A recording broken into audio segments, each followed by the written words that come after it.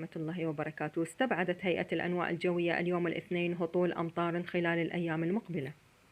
وقال مدير أعلام الهيئة عامر الجابري إنه لا مؤشرات لتعرض البلاد إلى أمطار رعدية والطقس صحو، ودرجات الحرارة مقاربة لما سجلت خلال الأيام الماضية، وأشار إلى الأمطار ستكون خفيفة في المنطقة الشمالية وانعدامها في المناطق الجنوبية أو الوسطى. وأوضح الجابري أن المنطقة الشمالية شهدت أمطار في وقت سابق مع تساقط الثلوج ومنها نتجت السيول بسبب غزارة الأمطار في بعض المناطق. وأردف حتى الآن لم نشهد السيول التي أشير إليها من قسم التنبؤ الجوي، والبلاد تفتقر إلى الأمطار التي تحتاجها.